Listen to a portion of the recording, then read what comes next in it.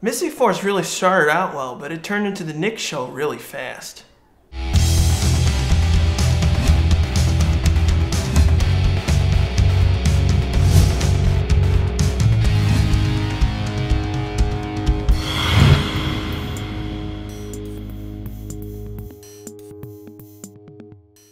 Hi everyone and welcome to another Ranger Rant episode. Of course everyone knows I'm Archer9234. Today I'll be discussing Broken Spell, the pilot episode from Power Rangers Mystic Force. The episode begins in this huge backstory of the entire magical realm and for all the people that were involved in it. We see young Donna, we also see what the main enemies were doing in the past, and we were showing all these great shots of the past Rangers and how they fought. We didn't really get a clear glimpse to the past Rangers, I assume, because they just didn't want to show their faces to keep them mysterious.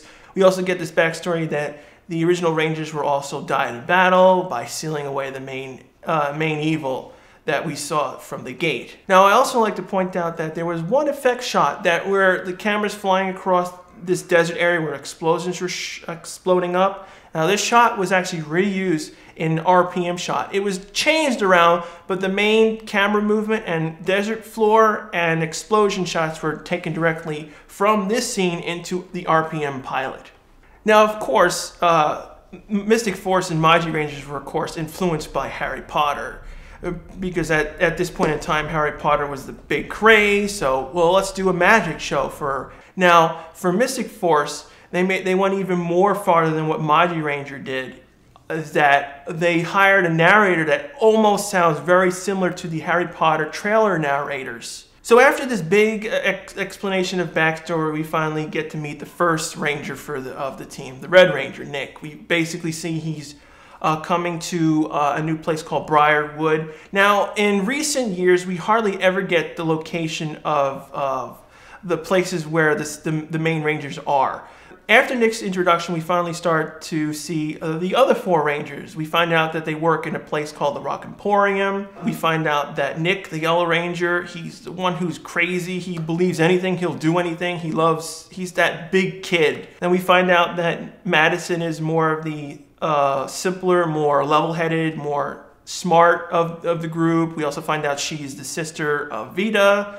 Vita's the more hectic of the group. She really much wants to do everything now, go crazy, do this, that. And then we have Xander, the stuck-up semi-leader of the group, where he pretty much like tells everyone what to do. And we also get introduced to Toby, the person who owns the Rock Emporium. When Toby was introduced, he came in with this, he was from the beach. He came in with this green outfit with for the beach attire. It's the exact same clothes that Cam used in Ninja Storm when he was on the beach as well. I assume they just simply took his wardrobe and put it on Toby's to save, I guess, save money. So while everyone's getting introduced, unfortunately enough, an earthquake happened in Briarwood, which caused the gate that sealed all the evil to be broken, unfortunately, and let certain enemies to leak out. Unfortunately, this thing kind of never really made any sense. Like, how come a little crack in the wall lets Coreg and Necrolide to escape the realm?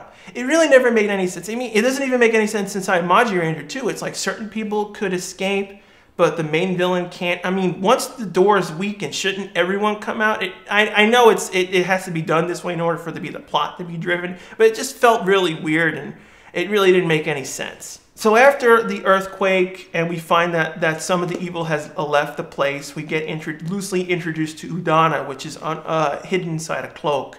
And she's finding out that this prophecy has happened once again. So she has to simply locate a new group of warriors. So she goes and hunts out into the city to find who people would help.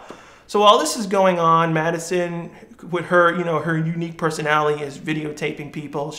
I assume she likes filming stuff and being behind the camera to talk people. We're seeing all the weirdness that the other cast members are doing, and Madison, which was cool though that she is allowed to say death, which is not that much common on the show nowadays. Which is weird though that she was allowed to say we averted death from this earthquake, and then other scenes we're hearing the word destroy. There's like, I stick to one term. So after everyone was just talking onto the camera and we're seeing all the weird quirks, someone out of the forest, an old man, comes out and says he needs help. He needs help. His brother has been lost inside the forest. They were walking up, and we see reactions to people's faces showing that the forest, of course, has got to be cursed in some way, and people are scared to go into it, so obviously no one wants to go in there. Luckily enough, the new Red Ranger, or future Red Ranger, says, I'll help, since he's new to Briarwood, he doesn't understand what's going on, but still, even then, a person needs help, he goes and helps. Xander actually walks up to the new Red Ranger and says, well, you must be new here and you don't know what goes on. And he's like, I don't care, I still have to do it. After a little bit, Vita says, I'm going to go join you. And Chip says, I'm going to go join you, because Chip, he doesn't care about anything pretty much. He'll do whatever he wants. It's like, even if it's dangerous or not, he still goes and does it anyway. While Vita's like, well, I don't care.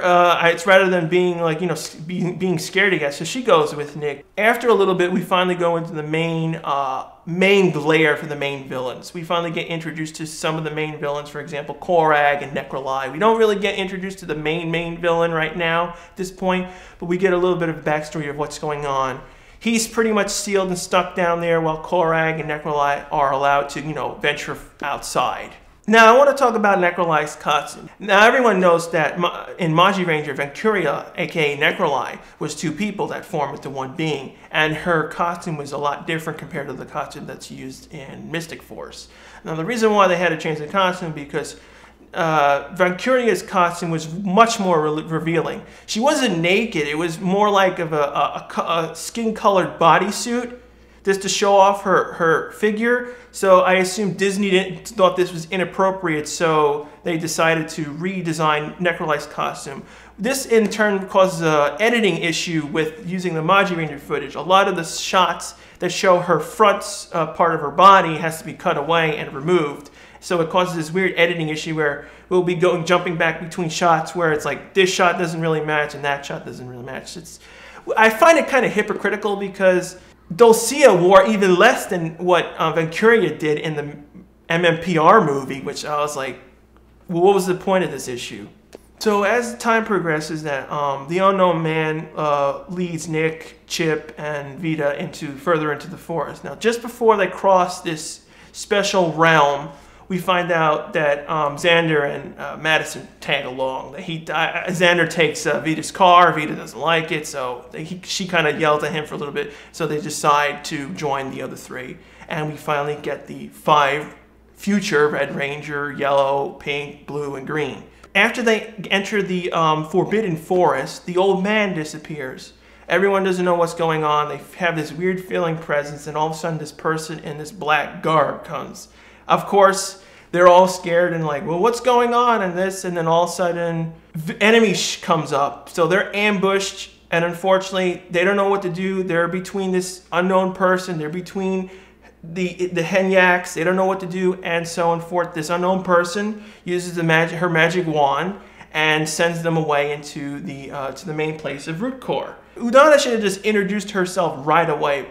Now we find out she's the main sorceress for this place. The Rangers, the future Rangers, don't know what they're doing there. Then she finally discusses the situation that the Xenotome prophesies that 5 warriors were destined to become the new Power Rangers, and they were like shocked that they were chosen. I also like to point out that for some reason in the beginning of Mystic Force, Peter Rutter, the actress who plays Udonna, she had this weird quirkiness to talk like Captain Kirk. You know how Captain Kirk is like this constant stereotype where he talks and, you know, really, you know, slow talking and broken in spaces. In the beginning, she spoke pretty much like that, which was kind of annoying. But as it went along, she finally started speaking normally as we went along in the episodes. So after all the Nick and everyone is being introduced to Udonna and Root Core and all this magical stuff, we finally get introduced to Claire. She doesn't know, she can't really do much correctly at this point. She's an apprentice, she doesn't know what's going on. She bumbles around, she screws things up. After a little bit of an explanation to the Xenotome, which is the Book of Prophecy, basically explaining, you know, what's going on, what has to be done, Udonna hands Nick and everyone else their magic wands. Now, I particularly like this aspect of Mystic Force compared to Magi Rangers. In Magi Rangers, they pretty much got the Magiphones, or the Mystic Morphers, right away. This was a unique little aspect to Mystic Force I liked, because they got, you know, magic wands, which, you know, you pretty much expect from, you know, wizards, witches, and sorcerers. You expect them to use, you know, wands. While Donna leaves, the Rangers were like, oh, this is ridiculous, which is pretty much justifiable, so they go and put down their wands and leave Root Core. Now Claire, of course, is trying to stop them, and she screws up and turns herself into a sheep. So after the Rangers leave Root Core and they try to stumble around the forest, they meet up with this little wood village with all these, you know, fantastic people that look like fairies and other goblins and ghouls and other things that work inside of like a magical place. These characters were pretty unique. We didn't get that much backstory on them. They were just there. They already knew the prophecy, obviously, because they're the Mystic Forest, and they start bowing down to them. Xander arrogantly like, oh, I'm going to be worshipped again, which is weird because like PR also likes to try to avoid, you know, anything reference to God and stuff. So it was weird that Xander said that. But what I hated the most is that after the premiere, the wood people never showed again. They were just completely dropped and disappeared. Now, while the Rangers and everyone were talking about, you know, they've been attacked and stuff, unfortunately enough, the Rangers, Donna, and the wood place gets attacked again by a big troll. Now, the troll monster, of course, is from Magi Ranger episode 1. Now, the difference between the Magi Ranger episode and Mystic Force's pilot episode is that in Magi Ranger, the troll was attacking the family and the civilians in the city, while in Mystic Force he was isolated to the wood area only. Now, of course, since the main Rangers left their wands inside Root Core, they had no way in order to morphing into the Mystic Force Rangers. So unfortunately enough, Donna has to take on the fight, since she's the only one who has magical powers at this point.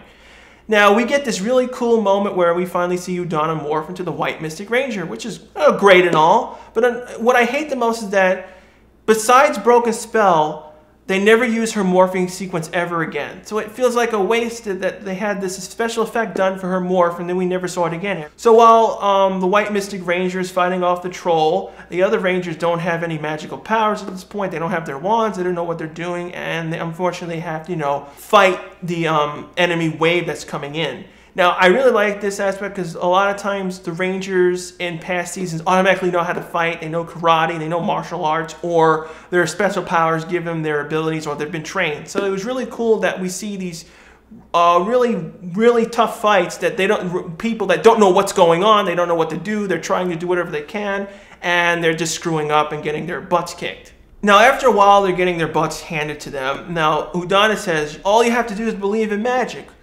And I'm like, okay, that's a cool aspect of the characters. In order to believe magic, in order to do magic, you have to believe into it. But it just felt really awkward, though. It's because you see Donna, you see Claire, you see all these people doing magical things. Why would you not believe it at this point? It just felt really weird. It's like, I believe in magic. I believe in magic.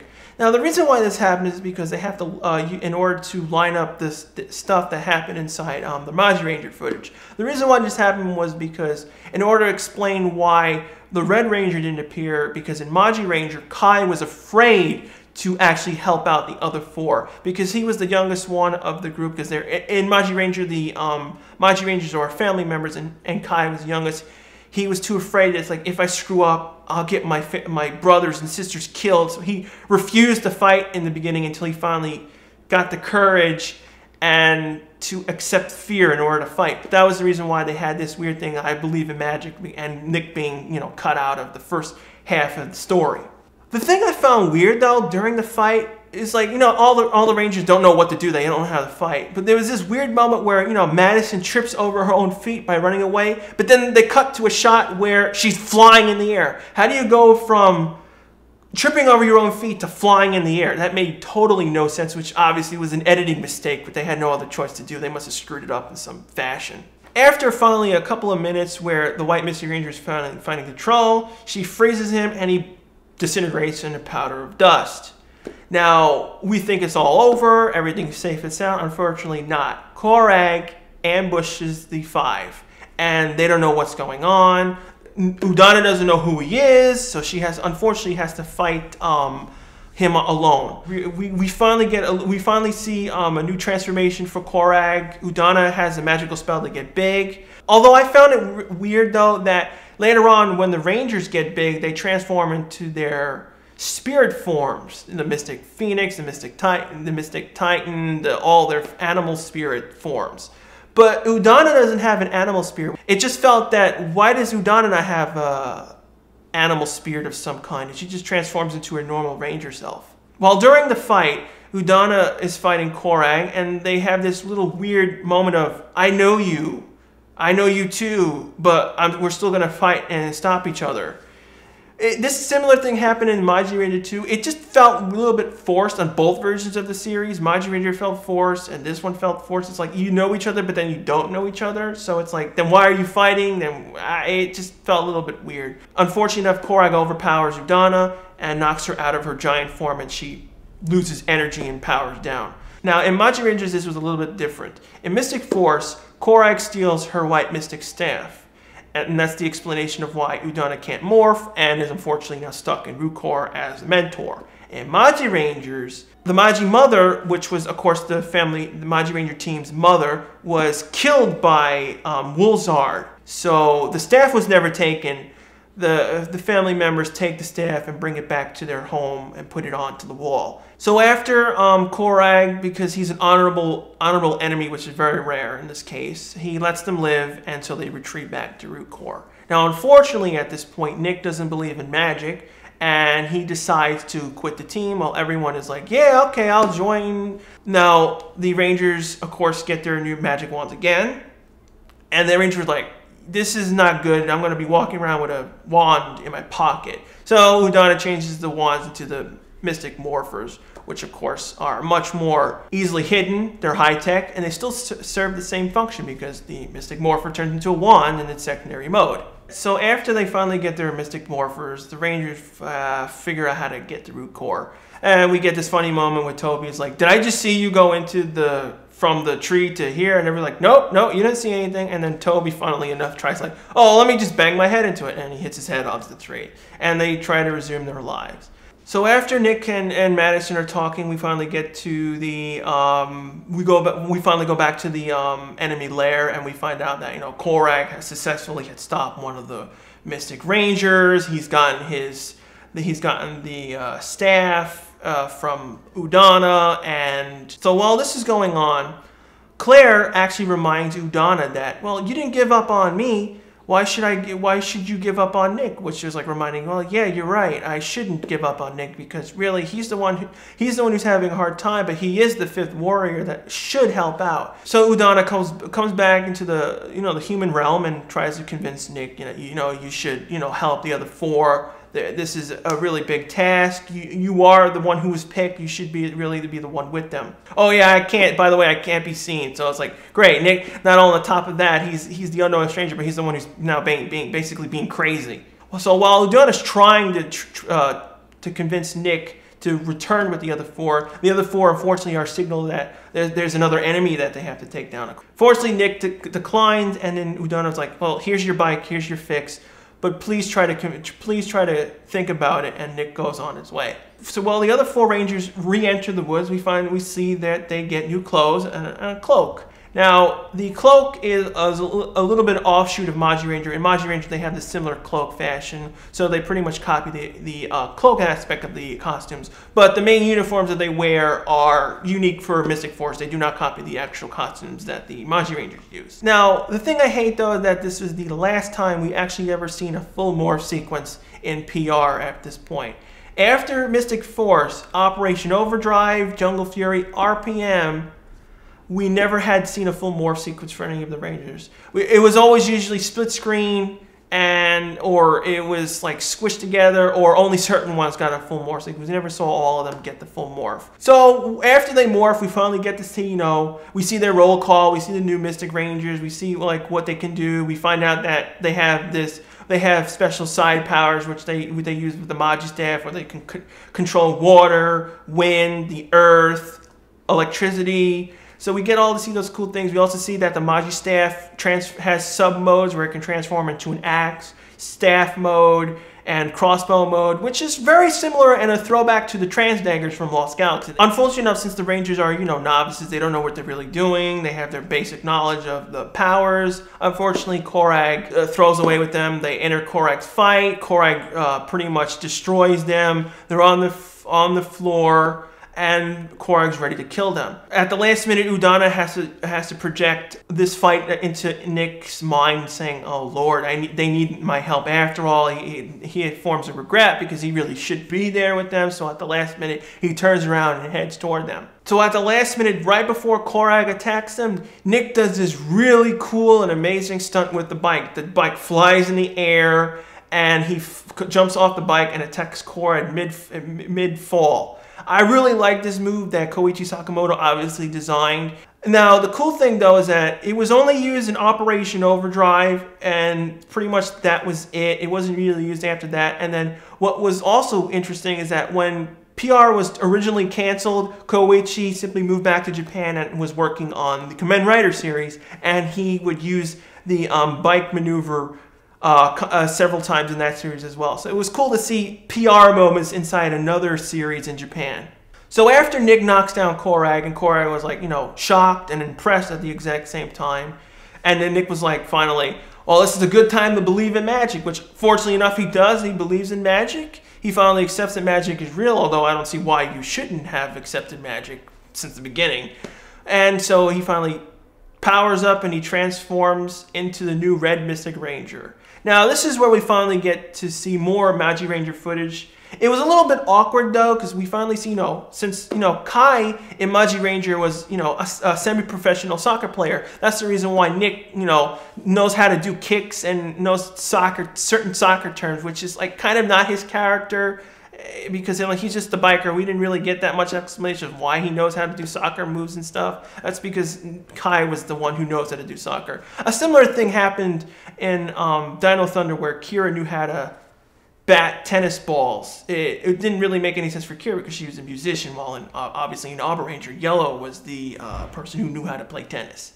So after a little bit, and Nick finally actually hands Coreg his magic, Coreg does a temporary retreat and simply withdraws from the scene because pretty much Nick single-handedly destroyed the Henyaks and stopped Coreg just before he killed the other Rangers. So luckily he rescued the other Rangers, and they simply returned to the Rock Emporium. Now, while we're back at the Rock Emporium, we find out that, of course, the Rangers are not doing their duties at the Rock Emporium. They're not cleaning anything up. And then, of course, if Tomy comes in, they're like, "Oh, we got to clean everything up," and he's just going to yell at them. So now Xander and everyone suggests, well, why don't we just use magic to clean everything up? Now, the thing I don't like, though, about this is that, now, Donna always stresses that you're not supposed to use your magic for menial tasks and only use it for, saving the world. Now, the thing that bugged me is that I noticed on several occasions that Donna used her magic to push chairs away in order to clean certain things up herself. Now, that's the reason why I didn't believe that abusing your magic just to, pick something up was such a bad thing. I understand it from a point is that you're becoming lazy, so you wouldn't do anything, you would just rely on magic, which, yeah, there's an overuse of using magic, but then there's certain things that you should just simply like, well, it's such a big deal, and besides, it avoided Toby to screaming at the four of them, even though they were supposed to clean up the store. Overall, I have to give the episode 4 out of 5. I mean, the pilot episode really introduced all the characters well. So, none of the characters really sucked at all. They were all interesting. I mean, Vita, the actress herself, had a little bit hard time delivering her lines. She did have a little bit of acting issues, but it wasn't as bad. But overall, all the actors were well. Donna, Claire, and we see all the main villains. The series overall in the beginning was excellent. It started out well. It was just a shame that as the series progressed, it kept going downhill and forgetting the other cast members. What do you guys particularly think? Did you guys particularly like it because it was a new kind of spin on PR? I mean, this is the first time we did magic. I mean, it was obviously influenced by Harry Potter. As always, leave your comments below on what you guys think about this episode. Leave your suggestions below as for future episodes you would like me to review on. Thanks again for watching. I'll see you guys right back here next week. Hi everyone, and welcome to another Ranger Rant episode. Of course, everyone knows I'm Archer9234. Today I'll be reviewing the